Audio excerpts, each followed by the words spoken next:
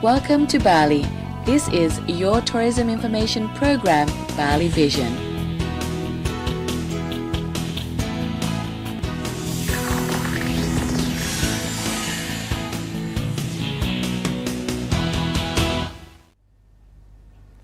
Om Swastiastu. Hello and welcome to Bali Vision. I'm Edmund Daniel. Always a pleasure to have your company.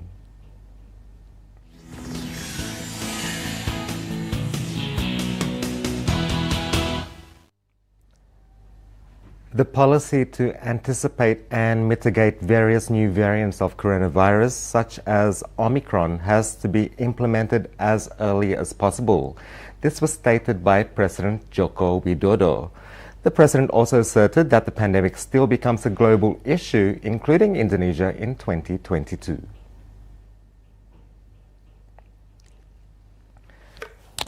After the Delta variant, a new variant of COVID-19, Omicron, appears and is spreading in several countries, including our neighboring country, Singapore. President Joko Widodo responded to this condition, stating that the pandemic is still a big challenge in 2022, after the first appearance of Omicron this year. Therefore, the president asked that the policy to anticipate the new variant should be implemented as early as possible, so that it will not interfere with the structural reformation program and national economic recovery. However, as the pandemic still becomes a major challenge next year, the national budget for 2022 is designed responsive, anticipative, and flexible. The budget still focuses on handling the COVID-19 pandemic, prioritizing the health sector, as well as keeping the social protection program for the poor society, amongst other programs.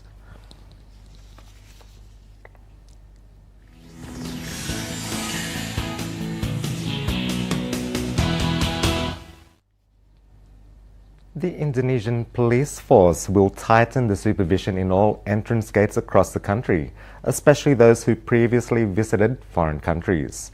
This is done to anticipate and prevent the COVID-19 new variant of Omicron entering Indonesia. The National Police Force is just one of the institutions which involves in the COVID-19 handling supervision of travellers in all entrance gates, such as airports and seaports. The joint forces in tightening supervision is to optimize tackling and avoiding the Omicron variant entering Indonesia. Indonesian citizens and foreigners who has been abroad recently is being targeted. WHO categorizes Omicron as a light variant. However, prevention efforts must still continue, such as vaccinations and booster shots is necessary as an optimal way to prevent Omicron from entering Indonesia.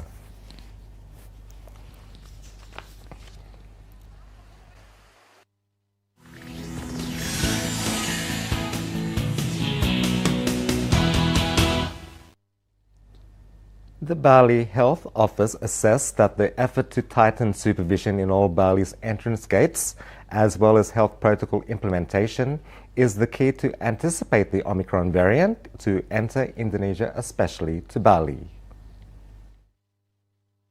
Several countries, including Indonesia, took a fast move to anticipate the Omicron variant to enter Bali. Responding to this situation, the head of Bali Health Office, Dr. Ketut Suarjaya, stated even the new variant of Omicron is said not more worrisome as it is mutated faster than the previous variant. The effort of prevention and acceleration that is done by the government of Bali is still the same, such as tightening the supervision in Bali's entrance gates, strictly implementing health protocol, and widening the scope of vaccination for all citizens in Bali. He believes those efforts will lower the possibility of Omicron to enter Bali. Even today, the number of citizens who has received their second jab of COVID-19 vaccine has reached more than 80% or beyond the target. The head of Bali Health Office keeps asking all people who are not vaccinated yet to get the vaccine as soon as possible and keep implementing health protocols strictly. Sinta and Buddha reporting.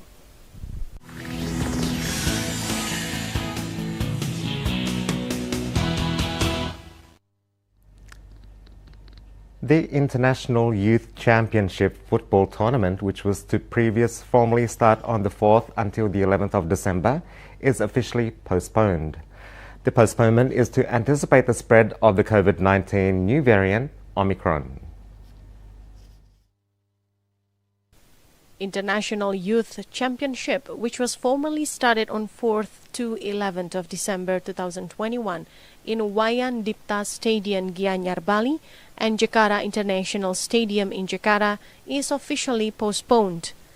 This postponement was announced in a virtual press conference which was attended by the Governor of Bali, Wayan Koster, and the Chairman of Pancoran Soccer Field, Gede Widiade from Denpasar. Gede Widiade stated the postponement of International Youth Championship is to protect the health and safety of all the Indonesian citizens, especially in Jakarta and Bali. Meanwhile, Governor of Bali, Wayan Koster, explained there are several causes of the government to postpone this tournament, such as several countries are facing the influx of new COVID-19 cases due to the new variant of Omicron, preventing Omicron variant to enter Indonesia, anticipating the influx of new COVID-19 cases in Indonesia, as well as due to acceleration of national economic recovery of Indonesia. Governor of Bali also expresses his understanding of people's disappointment due to the postponement. However, this decision is to protect Indonesia from the new variant of Omicron.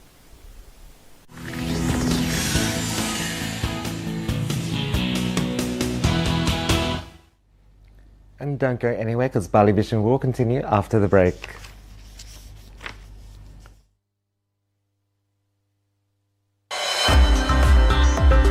Ayo, cegah stunting. Kunjungi bidan andalan Anda untuk merencanakan dan mengatur jarak kehamilan untuk tumbuh kembang buah hati yang optimal.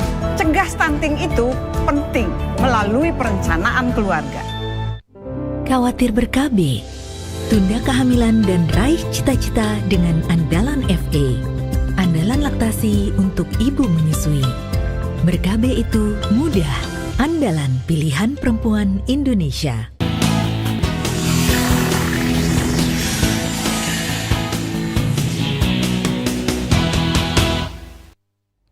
I'm Edmund Daniel. You're still watching Bali Vision. Hotels in Nusa Dua expressed their readiness to receive the delegates of the G20 summit, which is planned to be held in that area next year. Approaching the G20 summit, which is to be held next October in Nusa Dua, hotel occupancy rate in that area has reached 50 to 60%. Guests who stay at these hotels are mainly domestic tourists, with just some long-staying foreigners and foreign businessmen visible. The operational director of Sofitel Bali Nusa Dua Kadek Agus Dwi Astawa said that since early November, the hotel's occupancy rate is improving. Even nearing the end of the year, the hotel has received reservations for meetings, weddings, as well as domestic holidaymakers who will stay at the hotel. Hotels in the Nusa Dua area are now used as a venue for meetings conducted by several ministries and state-owned enterprises. These meetings has also contributed to the increase in hotel occupancy in Nusa Dua.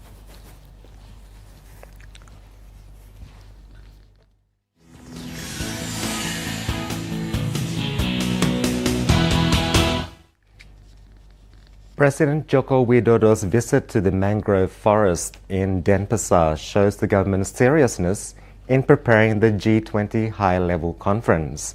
A special design and 10 million mangrove seeds are being prepared and funded from the national budget.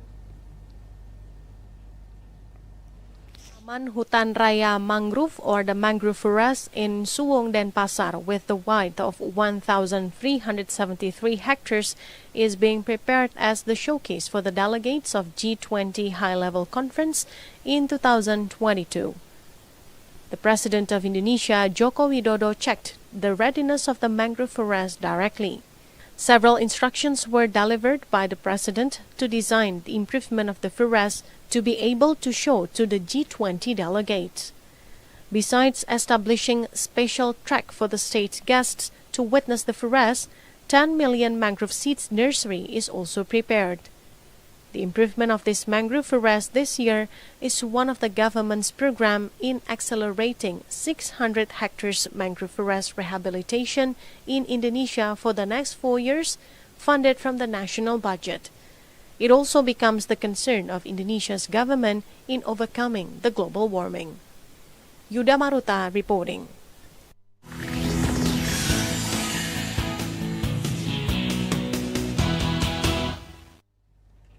Meanwhile, several preparations have been made to welcome the G20 summit, which will be held in Nusa Dua next year. Besides land routes, security for air region becomes the main concern of the Air Force at the I Gusti Ngurah Rai Airport.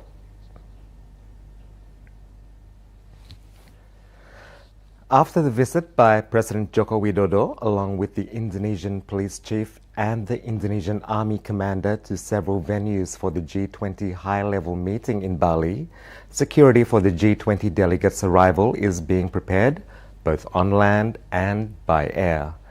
For the security in the air region, a security simulation was conducted by the Air Force based at I Gusti Ngurah Rai Airport, such as a riot simulation, as well as preparing an operation base to support the arrival of VVIP guests. Pilots in a long-distance navigation simulation by the military training aircraft was also conducted. In the simulation, several instructors and Air Force personnel trained the navigation technique on 13,000 feet above sea level using 6 military training aircrafts of KT-01 Wong B. The flight commenced at Yogyakarta's Adi Sucipto Air Base en route through Surabaya and landed at I Gusti Ngurah Rai Bali Air Base, and then back home to Adi Sucipto Air Base by the same route.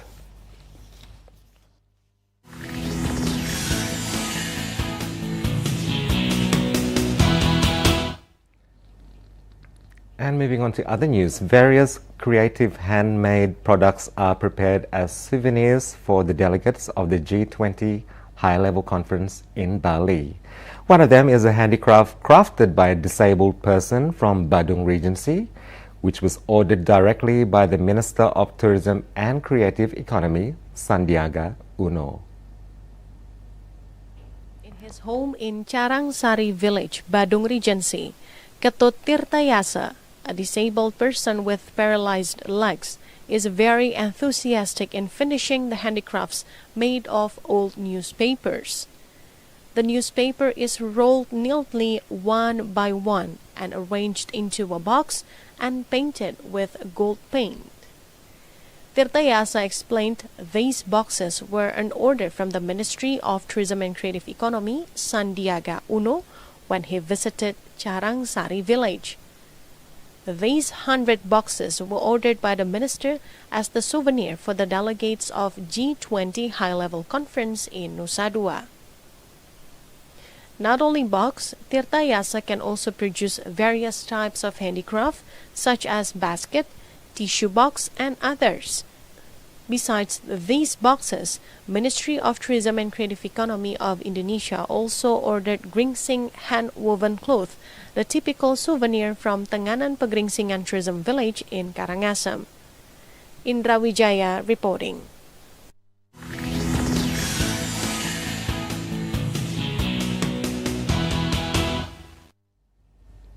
As Bali is appointed as a host for next October's G20 summit, various preparations are underway to welcome the high-level international event, including security measures. As the host of many international events in the past, Bali is now preparing to welcome the G20 high-level conference next year. The all-important security measures involving the custom village of Bali, of Bualu, which covers the ITDC, the Nusa Dua area, is being optimized and prioritized. The head of the Bualu custom village, Iwayan Mudita, said that his party is ready to secure all events that will be held in the ITDC, the Nusa Dua area, by mobilizing custom village security officers, as well as a COVID-19 handling task force of Benoa village. Mr. Wayan also coordinated with the ITDC, the Nusa Dua management, in welcoming the G20 high-level conference next year.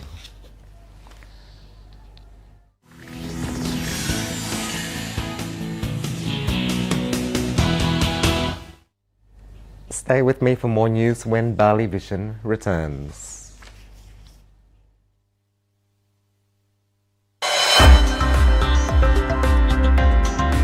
TVRI Bali, media pemersatu bangsa.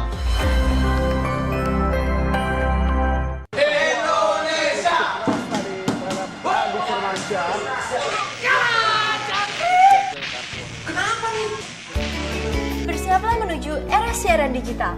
Gambar TV lebih bersih, suara lebih jernih. Gak perlu ganti TV baru, cukup pasang set-top box. Ayo, dukung Indonesia, dukung TV digital. Boleh ikutan nonton gak? Bro, ini sih bukan jangkrik, cantik.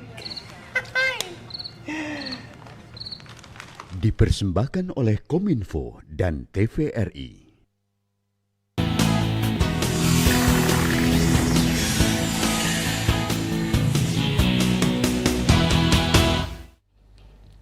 Thank you for staying with me on Bali Vision. The National COVID-19 Handling Task Force released a circular letter which regulates the activity and mobility of people during the Christmas and New Year holiday season. The circular letter mentioned that domestic travellers who already received both jabs are allowed to show a negative rapid antigen test to travel. Based on the circular letter number 24/2021 regarding the regulation of activity and mobility of people during the year-end holiday season, domestic travellers who travel by air in Java and Bali are obliged to show the COVID-19 vaccine certificate to travel. Those with just the first dosage must show a negative result of a PCR test, maximum of 3 days prior to departure. Meanwhile, for those who have received both jabs are allowed to show a negative result of a rapid antigen test a day prior to departure. These requirements are also valid for domestic travellers by sea and land transportation.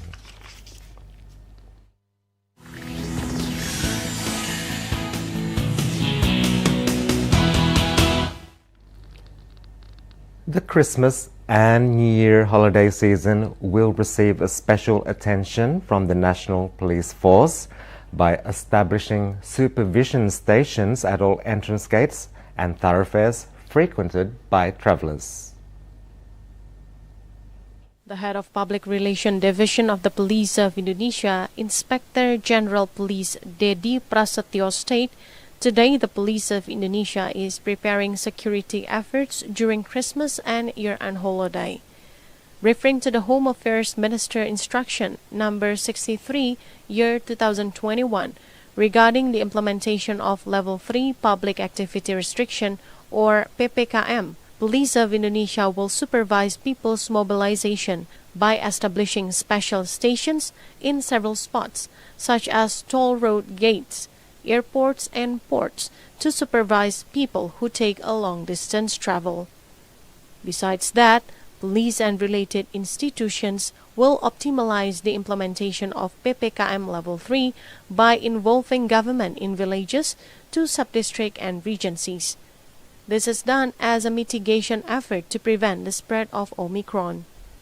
Yuda Maruta reporting.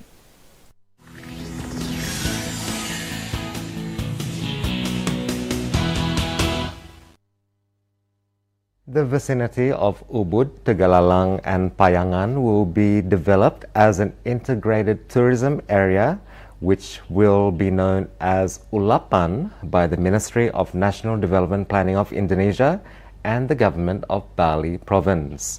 The development is expected to return the original tourism concept of Bali and maintain a quality level tourism.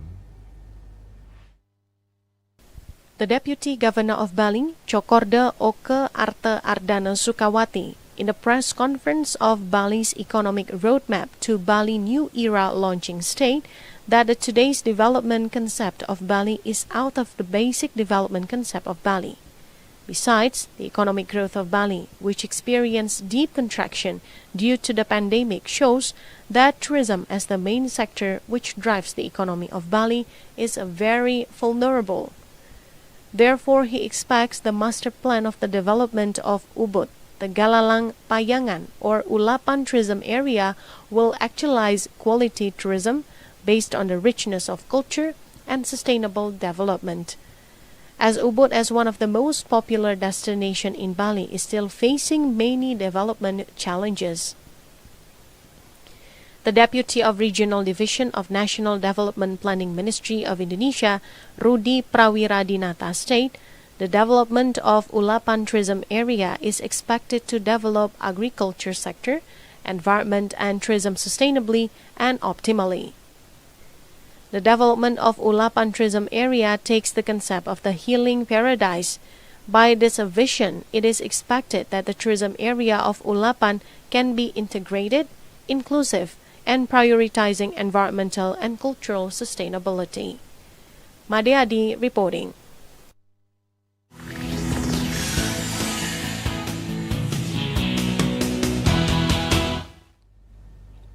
Before we go, time now to take a look at the weather forecast for Bali for tomorrow.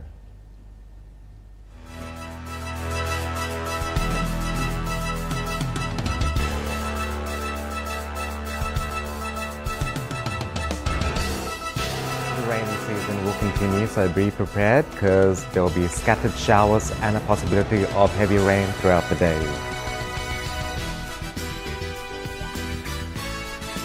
The winds will blow southwest to westerly between 6 to 32 kilometers an hour.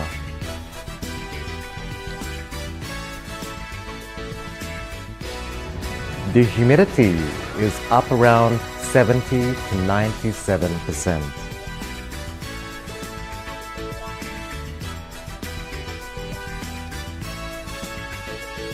The temperature will reach a maximum of 31 and fall to a minimum of 22.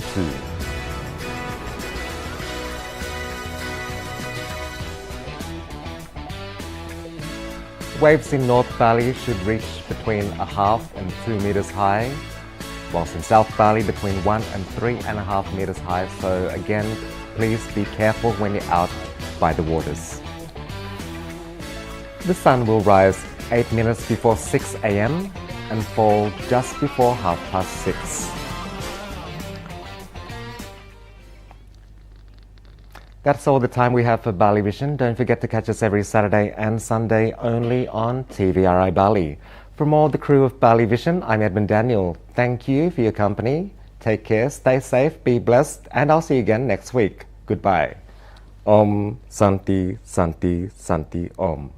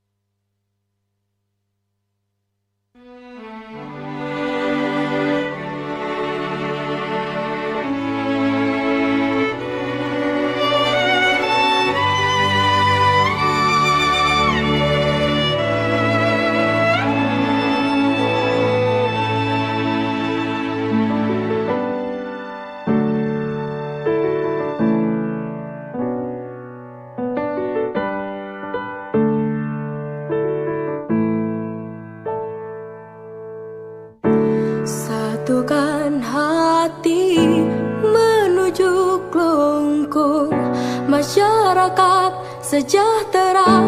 Ini lagu semangat kita.